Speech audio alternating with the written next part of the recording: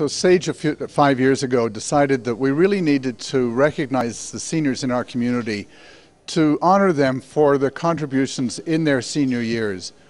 We often hear people talking about we should honor seniors, they built this province, they built this country.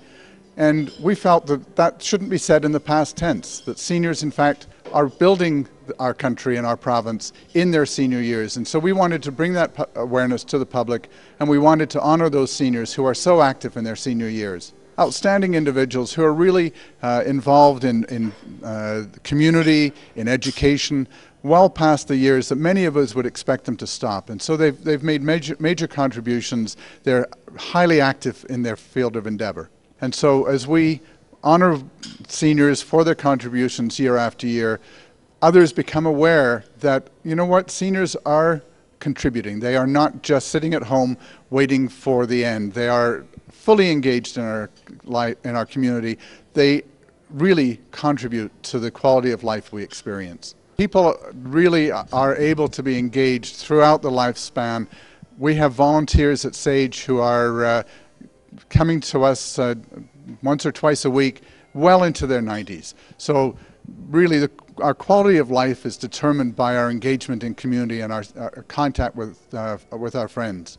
On behalf of SAGE, I would like to thank you for joining us for this very special celebration, our 5th annual SAGE Awards. And I thank you for sharing your time with us to recognize the very special commitment of some very, very special senior people. But SAGE makes it a priority to celebrate and honor seniors all year round, as demonstrated by these awards. I'm honored to be part of the ceremony today. I believe the momentum from your celebration will continue on into Seniors Week. I'm deeply honored to be here, to hear what you have to say, and to be part of this extraordinarily august occasion, and to be with you all this afternoon. But I also feel distinctly odd that I'm suddenly old enough to be eligible for this award. What can I lose? Well, I'm beginning to love this phase.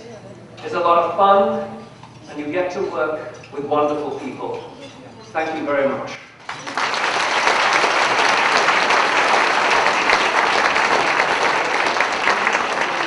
Particularly theatre and seniors, because I work with two groups, one called the Jerry Actors and Friends, which is a seniors theatre company, and I also work with the Creative Aid Festival, which advocates for seniors' involvement in the arts all across the city.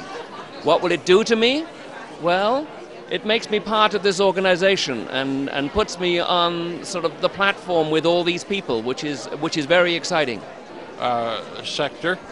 And I'm with the Canadian Mental Health Association. I'm a retired board member from the Canadian Mental Health Association, and currently I chair their charity golf committee. And I've been involved with them for many, many years. Well, this is a great event. That SAGE would recognize the old-timers, as it were, for their community service, I think is fantastic. There are just so many seniors who don't happen to be award winners or nominees, but nevertheless contribute an incredible amount to the community. And so this way of recognizing a few of us is fantastic. Making a lasting social impact through inspired responsible giving and by building strong partnerships with the charitable sector. Last year we invested more than $56.6 million with charities in hundreds of communities worldwide. Our approach is to support endeavors that empower organizations to make a difference and inspire others. Who have helped me and worked along my side to develop an inclusive and equitable community. William Butler Yeats once said, "Education is not the filling of a pail, but the lighting of a fire." If this is true, our Education Award recipient has set whole forests ablaze. A member of the Canadian Federation of University Women for over 42 years, she has literally spent thousands of hours volunteering from the local to international levels. An invaluable resource, she has lobbied the government and assisted students through bursaries and scholarships. At the personal level, she has volunteered at the Grandview Extended Care Hospital and now instructs adults at the Center for Family Literacy. Thank you, Sage and SERVUS. Recently, there was a column of Cam Tate's in the Edmonton Journal that said that he preferred the word share when talking about environmental activities. Rather than taking time, making time, you're sharing time. And I thought that was very appropriate because the word share to me implies mutual activity. The award-winning program that gives seniors or youth a safe place to begin a new path. I'm known, besides those volunteer positions, as a builder by trade, and I work with people who build homes and communities. And today we're really here to honor 8 individuals who created a home and done just that. They've given them for themselves out to build a better world for Edmonton and the surrounding area. It is a lifetime dream, and I don't think that I did enough to deserve this award. I'm sure that many others deserve a little more better than I do, but I'm a lucky one. We are a big supporter of communities, and our vision is to build a better world one member at a time. Build a better world one member at a time is reflected in events like this. I wish to thank my nominators, Cynthia Lesrenko and Bob Price, for nominating me. A special thank you to my wife, Surinder, for her support and patience for what I do. I also wish to acknowledge my mentor in Scotland, Dr. Thomas Carberry. He was my professor there,